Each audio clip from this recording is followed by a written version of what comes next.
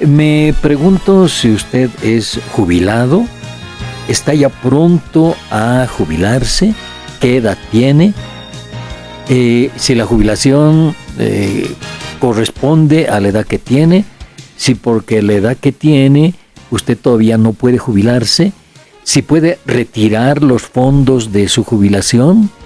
Todas esas preguntas a veces son interrogantes que no encuentran respuesta, porque uno va a la gestora, por ejemplo, y ahí capaz que no tienen el tiempo para decirle esto es así, así, hacerle una explicación. O si va por el Senacir, si usted quiere jubilarse ahora y tiene aportes al Senacir, es también otro problema. Entonces está en nuestros estudios el economista Federico Celada, que es investigador en pensiones de la Organización para la Seguridad Flora Tristán. Es una fundación. A quien le quiero dar las buenas tardes y las gracias por estar acá, Federico. Muy buenas tardes, José Luis, y encantado de estar en tu programa para analizar este tema que, si bien tú bien lo señalas, es para todas las personas adultas mayores, pero también para los jóvenes, claro, que aportan, porque al final ese dinero va a terminar en jubilación. Claro, y la jubilación en realidad no va por elecciones ni por una decisión personal. Todos vamos a llegar a ciertas edades y eso es parte de la vida. Entonces no puede asumirse como un tema parcial de las personas y de la sociedad. En ese sentido siempre decimos, y cuando hablamos de jubilación siempre pensamos en las personas mayores de 58 años, es el límite, ¿no?, para jubilarse. Es más bien el límite inicial, digamos, para jubilarse. En el caso 58 se puede jubilar. En el caso de los varones es exclusivamente 58. En el caso de las mujeres hay una diferencia. Por hijo se rebaja un año, ¿no? Hasta 3 hijos. Hay esa posibilidad de que por cada hijo y hasta 3 hijos se reduzca el periodo de cotización en 3 años, o si decide cumplir los 58, le aumentan 3 periodos de cotización. Ah, bueno. Uh-huh. Bueno, eso está claro.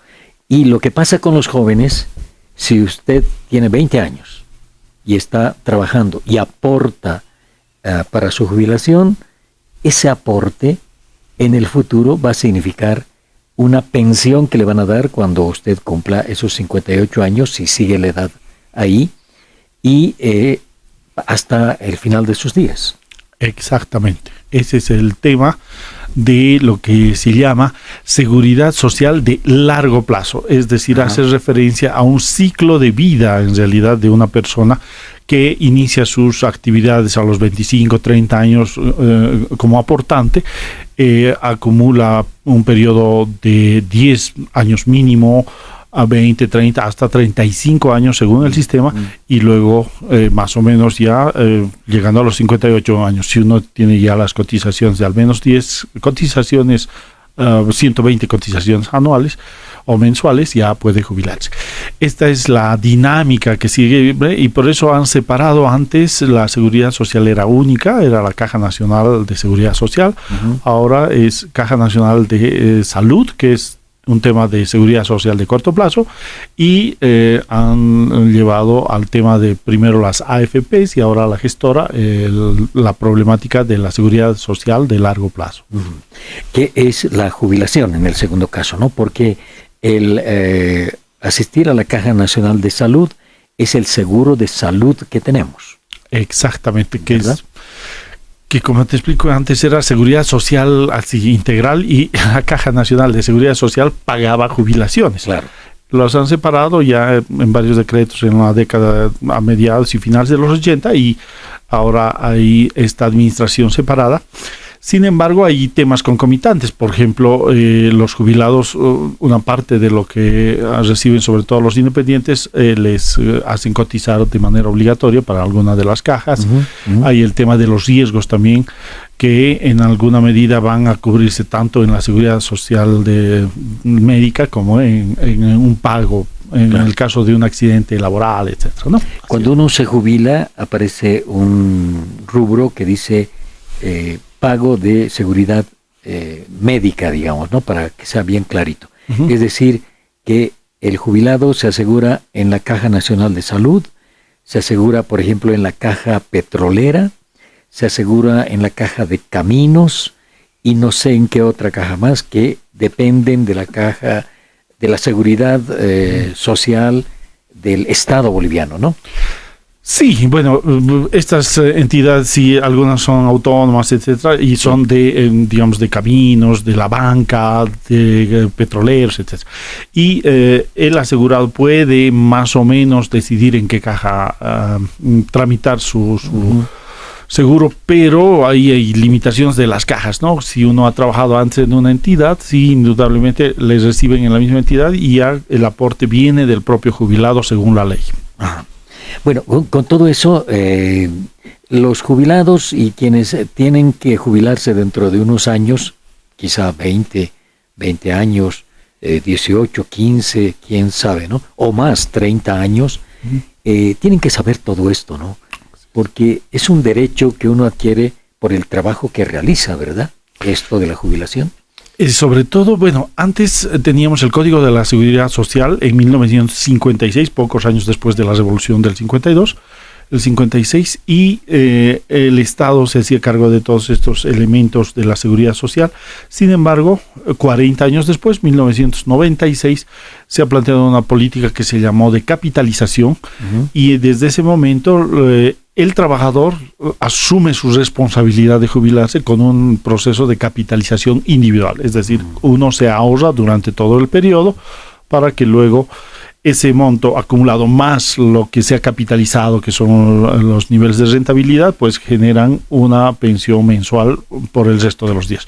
Entonces, esta capitalización individual fue lo que menos funcionó en el tiempo, era la ley 1732, después del código, y que fracasó más o menos a los 12, 13 años y tuvo que incorporarse otra ley que es la ley 065, que es la que está vigente, aunque con modificaciones en estos últimos años.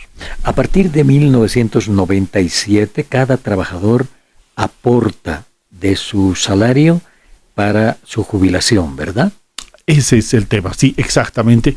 Se abre una especie de caja de ahorros para que nos entienda nuestra amable audiencia, y en esa caja se va acumulando dinero mes a mes de manera obligatoria, si es dependiente del Estado o dependiente de alguna de las empresas. También los independientes, sean profesionales o no, pueden aportar y tienen una alícuota respecto del mínimo nacional. Entonces, ahí se forma un grupo de aportantes que deben cumplir estos requisitos de 10 años, 58 años, etcétera. Entonces, lo que se ha visto en ese periodo es que esa capitalización, si bien las rentabilidades eran más o menos interesantes, los montos resultaron muy bajos respecto de lo que uno ganaba, ¿no? Entonces, en el anterior régimen, incluso llegaron a recibir 100% de la jubilación.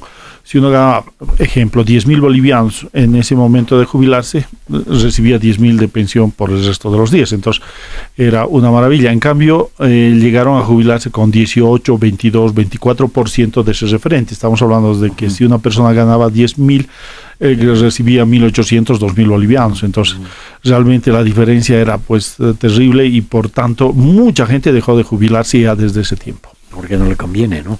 Y por eso siguen en el trabajo, o así pasen los 58 años, 60, 65, 70, hasta que puedan, porque si salen de su trabajo, donde pueden tener un salario, supongamos, de 10.000, salen a una jubilación de 2.500, por decir algo, ¿no? Así es, ese es el mayor problema, y eso ha provocado que mucha gente ya se olvide prácticamente de la perspectiva de jubilarse, o se jubile y haga lo que se denomina la jubilación activa, es decir, se puede jubilar pero continúa en una actividad laboral. Esto es muy frecuente en la universidad, en los centros de salud, y es una perspectiva y un derecho que tienen los trabajadores. Sin embargo, el defecto, el problema es que no se está cumpliendo los ciclos de vida y no se están dando espacios laborales, etcétera. Entonces, ahí tenemos una dificultad que no se puede resolver a la fuerza, tiene que resolverse por la vía de resolver el tema de fondo, que es esas pensiones muy bajas que no permiten al trabajador conservar su nivel o su estándar de vida que había estado sostenido por lo menos en los 5 o 10 últimos años. están presentando una propuesta para garantizar y mejorar las pensiones y la seguridad social en Bolivia. Después de lo que hemos hablado, creo que uno se da cuenta que en esto de las pensiones hay muchas cosas que a veces uno no se explica, ¿no? Por ejemplo, es muy frecuente decir, estoy poniendo mi plata y la gestora, antes las AFPs, están ganando con mi plata, poniendo mi plata, por ejemplo, la famosa actividad que hizo la gestora, creo, con el Banco Fácil, ¿no? Puso plata allí y esa plata no sé si se va a recuperar algún día. Ojalá se recupere porque es plata de la gente que aporta para su jubilación, ¿no? Son aportes de toda la vida. En realidad, hablando de ese caso específico de Banco Fácil, ahí teníamos dos entidades estatales que deberían cuidar los recursos. Por un lado, la ASFI, que es la que garantiza que estas entidades bancarias privadas, cualquiera de las entidades financieras privadas, no quiebre. Sin embargo, esa entidad quebró. Pero dos, teníamos a la APS, a la Autoridad de Control de Fiscalización de Pensiones y Seguros, sí, que también debería cumplir un rol de cuidar esos recursos. Tampoco lo hizo. Es decir, es espantoso, pero esto se dio en la época además de las AFPs, no de la gestora. Eso hay que dejarlo claro porque sí, algunos dicen que todo lo privado era bueno y no es cierto porque las AFPs le prestaron 1.200 millones, bueno, estoy manejando las cifras redondas, 1.200 millones de dólares a esta entidad que terminó quebrada. Y bueno, los pequeños ahorristas llevaron a otros bancos, pero justo el mayor recurso, que era el de la gestora, aún todavía está en entredicho. Esto por un lado, y que incluso se habló de un tema electoral alrededor de esto. El problema es que es demasiado dinero. El problema es que este dinero no es controlado por nadie, ¿no? Es una de las pocas entidades, la gestora, ni qué decir antes, las AFPs no tienen control social, pese a que son las únicas entidades, ahora la estatal, que maneja recursos de los privados. Es decir, ellos tienen un capital muy pequeñito para sus oficinas y todo, pero el grueso, lo mayor, es el capital, que estábamos hablando de más de 28 mil millones de dólares, es una cifra inmensa de plata.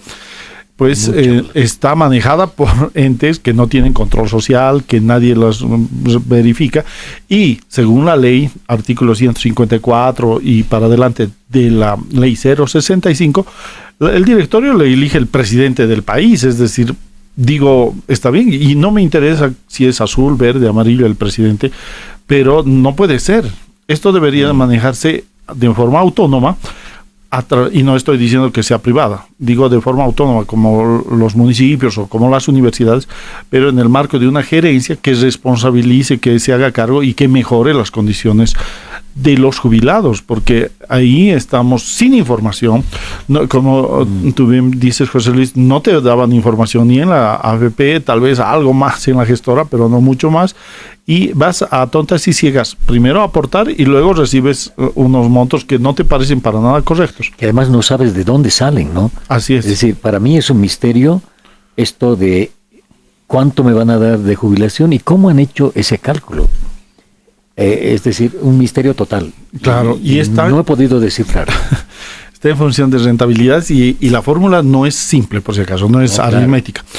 Así que más o menos hay una serie de ingredientes que te puedo decir, que hay una esperanza de vida, una proyección de vida que es diferente. Hay un tema de si tienes o no cónyuge menor, mayor, si los hijos son dependientes, si tienes además papás todavía vivos, etcétera. Hay una serie de variables muy, que lo complican el tema. Pero a ver, en una cifra redonda, alguien que tiene 200,000 bolivianos, miren cómo es la ilusión monetaria. Yo digo, pero yo ya tengo ahorrado 200,000 bolivianos hasta ahora, entonces mi rentita no va a estar tan mal. 1.080 bolivianos de renta va a ser tu renta con 200,000 bolivianos de ahorro. O sea, claro, es una cifra que una cosa no tiene nada que ver con la otra. Y entonces ahí ocurre una cosa, Federico.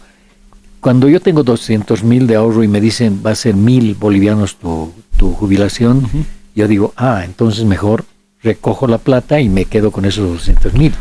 Pero, esos 200,000 se te van, por decir, en un año, por decir algo. Por decir algo. O inviertes, haces algo, pero llegan hasta ahí, tienen un límite y después ya no tienes jubilación posible, ¿no?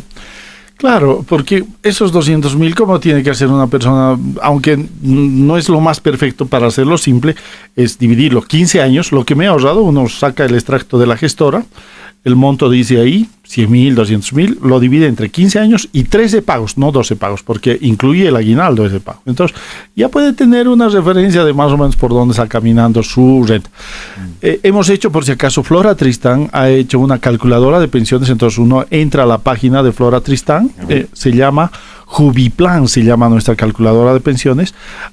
Ahí puede ingresar sus datos, es absolutamente gratuita y es confidencial, entonces cada persona puede acceder a Jubiplan y ver realmente en función de cuánto ha ahorrado, cuánto le tocaría de renta. Entonces, ya eso nosotros hemos hecho este servicio porque hemos visto a lo largo de estos más de 2 años que venimos trabajando con los jubilados, de que muchos no saben, ¿no? Y alguno en una reunión se levantó y me dijo, bueno, yo hace 2 meses me jubilé de la banca, nunca pensé que esto iba a ser así, yo no sabía el monto, etcétera, etcétera. Entonces, la mayoría de los jóvenes de 30, 40, 50 años dicen, uy, yo nunca me voy a jubilar. Esa es una lógica que finalmente termina siendo este desastre. Entonces hay que informarse, hay que enterarse, pero también hay que apoyar algún mecanismo que esto pueda mejorarse, porque de eso se trata. En este momento nosotros estamos trabajando con muchos sectores para mejorar el proyecto de ley y tenemos un gran problema. ¿Cuál es el mayor problema, José Luis? Es que todo nuestro dinero mes a mes es liquidez, o sea, nos descuentan de la boleta y mes a mes entra al sistema. Ahora, obviamente no lo acumulas en una caja porque eso es demasiado dinero.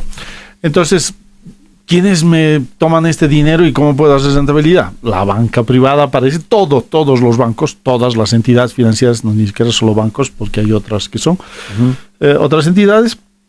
Yo te tomo este dinero, pero, ¿no? El famoso pero, yo no te puedo pagar 7, 8%, te pago 4%, 3%.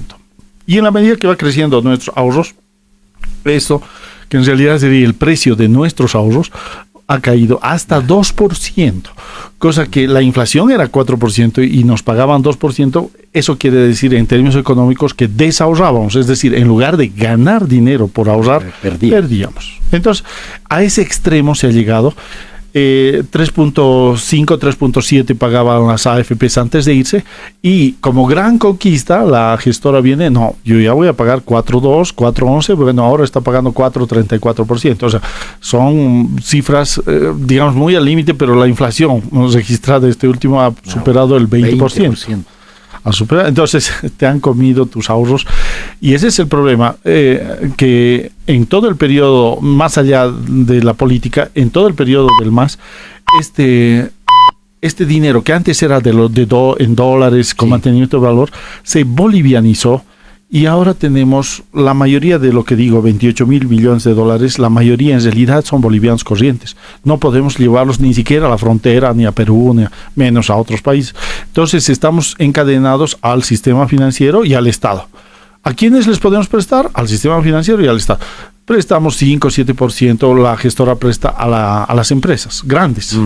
Pero el resto es todo entidades financieras, es decir, por ejemplo, mi persona que necesita pagar, digamos, un anticrético o algo, yo tengo 200, 300 mil. O devolver un anticrético. Exacto.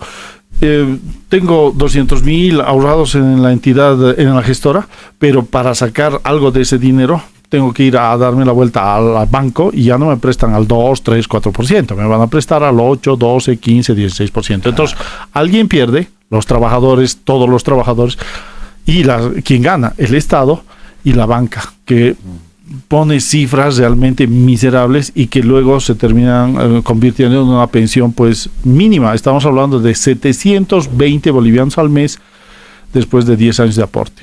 Increíble.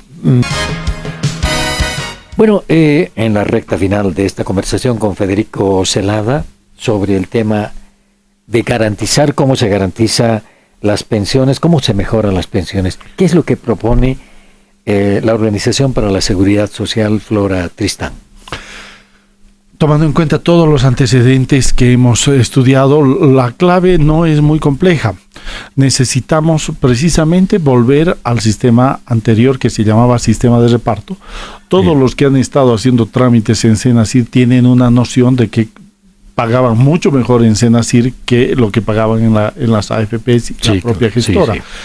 Es producto de que ese dinero no entra a una especie de caja oscura donde se va perdiendo en el tiempo todos los recursos. Necesitamos que esos recursos frescos, o sea, lo que se aporta mes a mes, pase directamente a los jubilados, y en esa medida el monto va a subir significativamente para todos. Eso quiere decir que se garantiza el sistema a lo largo del tiempo y por dos fuentes que tiene Bolivia. Una de las fuentes es que en Bolivia todavía el crecimiento demográfico está en ascenso. No somos Suiza, no somos Japón, Corea, para preocuparnos todavía de este tema de que las poblaciones menores se vayan achicando y las mayores crezcan. En Bolivia eso todavía no está pasado y se estima que al menos 30 años esto no va a pasar en absoluto. Entonces estamos haciendo un sistema para 30 años. No quiere decir que a los 30 años esto quiebra. Quiere decir que a los 30 años hay que reajustar y ver ya en otro escenario, largo plazo. Pero en estos 30 años se cubre perfectamente esto sin hacer quiebra. 2, tenemos todos estos recursos acumulados que deben volverse ya capital, un fondo nacional de inversiones que hay que sanearlo. ¿A qué me refiero con sanear? Esos 28,000 millones de dólares tienen que volverse dólares.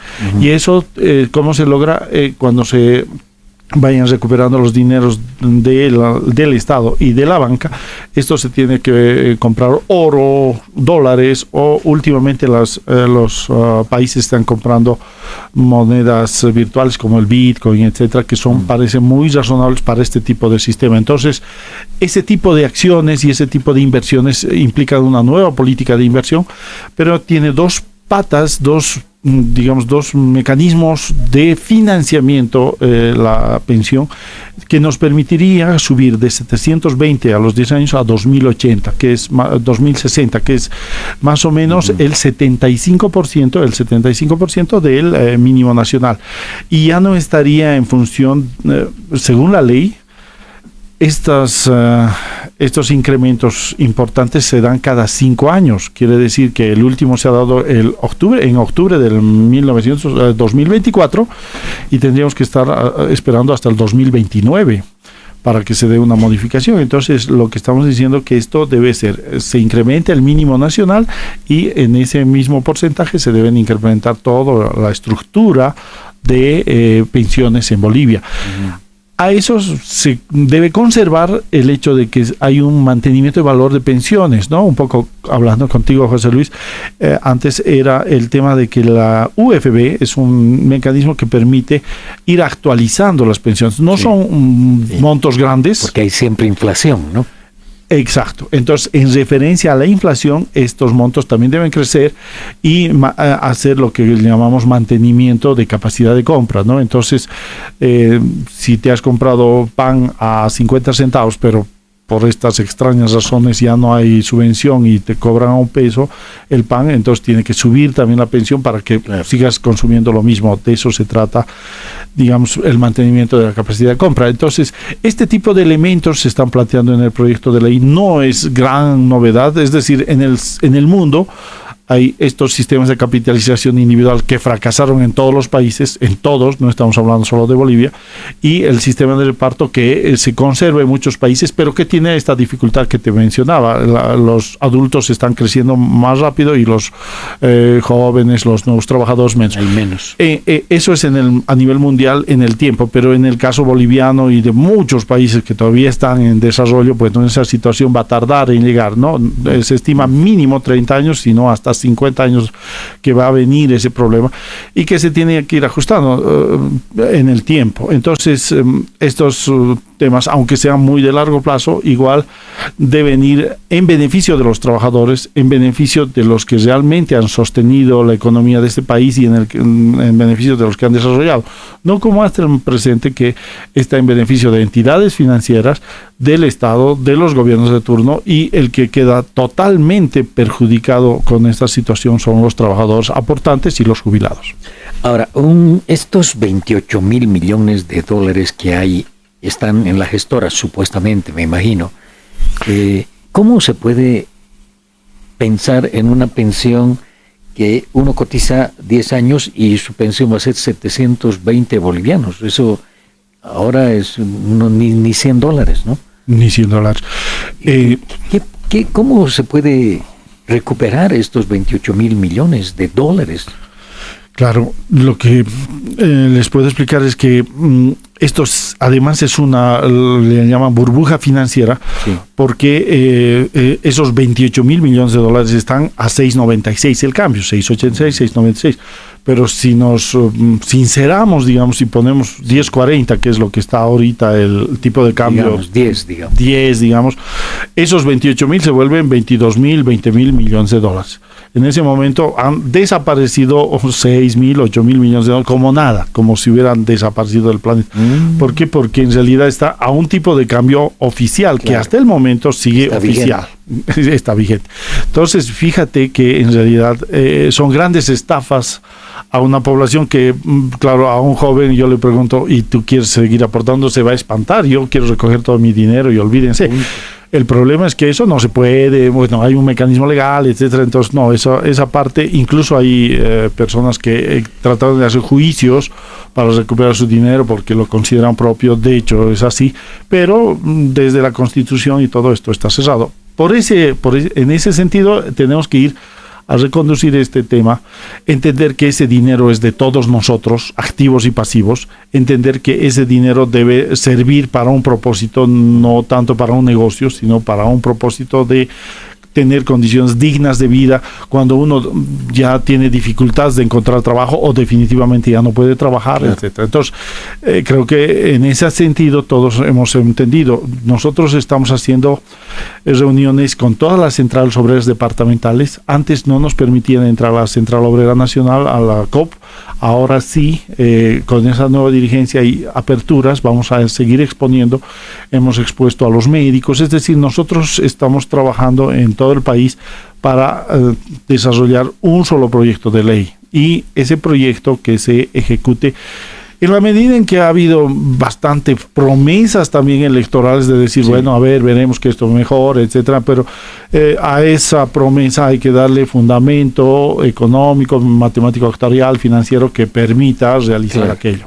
Ahora, este proyecto de ley ha sido presentado, va a ser presentado, ¿cuándo? ¿Cómo funciona eso? Se ha presentado un primer borrador, no por nosotros, sino por uno de los diputados. Fue rechazado, fue archivado, y uno de los argumentos principales fue precisamente, no, pero es que hay otros sectores que piden aquello y aquello, entonces como no se ponen de acuerdo, esto no funciona. Bueno, es un argumento bastante político en nuestro, claro, criterio, que no tiene, claro, mucho sentido, porque lo que tendríamos que analizar es los temas técnicos, financieros, económicos. En ese sentido hemos trabajado y consideramos que vamos a unificar.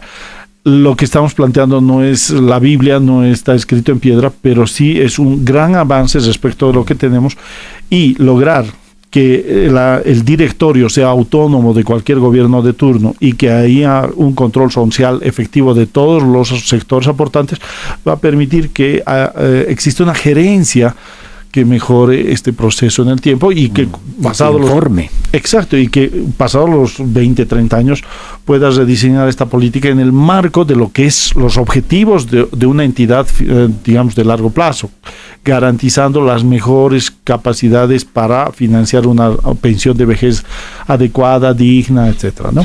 Federico, la gente debe estar esperando decirle muy claramente qué se puede hacer, si no recuperar los 28 mil millones, sino cuando se devalúe la moneda o le pongan otro valor, para que esos 20 mil, 21 mil, 22 mil, lo que sea, nunca más no sean, no quiero utilizar la palabra robo, pero es casi un robo, ¿no? Así es. Bueno, lo que les digo es que por eso debe haber una entidad autónoma que al gobierno azul, verde, blanco, lo que sea, esa entidad garantice una institucionalidad seria de alta gerencia. 2, tenemos que, lo que decía, sanear estos recursos. En este momento están en bolivianos corrientes. Cuando empezó la capitalización individual, todos nuestros ahorros estaban en dólares, UFBs, mantenimiento de valor, todo con el gobierno del MAS se ha nacionalizado, se ha bolivianizado y se ha vuelto boliviano corriente, que está perdiendo valor día a día. Entonces lo que necesitamos es sanear estos recursos, y esto nos permitiría tener este fondo en oro, en todo lo que en divisas, y esto sí se puede manejar ya fuera de las fronteras. Si aquí pagan 4% y en Suiza me pagan 7%, ya sé dónde voy a estar, porque al final estos recursos no son para la empresa boliviana, son para los jubilados de Bolivia, que es otra situación. Entonces debemos sanear estos recursos, volverlos a hacer con mantenimiento de valor y proyectarlos en el tiempo. Entonces eso se lograría con una gerencia muy profesional, con gente muy capacitada, que no sea pues ligada al gobierno de turno, porque ahí lo que cuenta es la militancia y otro tipo de actitudes, y sobre todo que los gobiernos usan como caja chica esto. Entonces falta para aguinaldos, le caen a la gestora y a los fondos y sacan sus lo que tarda un trámite 2, 3, 4 años, si es del gobierno, en 2 semanas. En 5 minutos. Bueno, te propongo una cosa. Te propongo, para nuestros amigos jubilados, para quienes se van a jubilar, hacer el seguimiento de este tema. Perfecto. Con el nuevo gobierno. Perfecto. Ver qué actitud va a tomar el nuevo gobierno con los dineros de la gestora, que son dineros de la gente. Y, digamos, mes a mes ir controlando a ver qué ha pasado, o cuando el gobierno se pronuncie en este tema, que creo va a pasar un buen tiempito todavía, decir qué opinamos, pero no perder de vista que hay plata, 28,000 millones de dólares que están ahí y que no tienen ningún control. Por eso lo que tendríamos que hacer es vigilar qué está pasando, y nada mejor que con una entidad, con una fundación como Flora Tristán, que está planteando un proyecto de ley, que vigilar esto. Nada mejor que con ustedes, que son los especialistas, ¿no? Porque nosotros de esto sabemos muy poco, no nos hemos dado cuenta que nos han timado tanta plata, pero tanta plata, ¿no? Encantado de estar con ustedes. El jueves próximo tenemos una reunión con todos los sectores de la Central Obrera Boliviana. Entonces vamos a estar ahí socializando los temas que hemos desarrollado, y estamos tocando también las puertas de los nuevos asambleístas legislativos de la Asamblea Legislativa. Esperamos tener coberturas. Hemos tenido unos acercamientos previos ya con algunos que eran diputados de la anterior gestión y que han pasado ahora también, tienen continuidad en esos cargos. Esperamos que no cambien de discurso y que podamos entendernos en 2 elementos. Ese dinero es de los trabajadores, no del Estado ni de los políticos. Y 2, que podemos trabajar en algo técnico, financiero, matemático, que nos permita avanzar. Creo que esos son los elementos. Perfecto. Muchas gracias por el momento.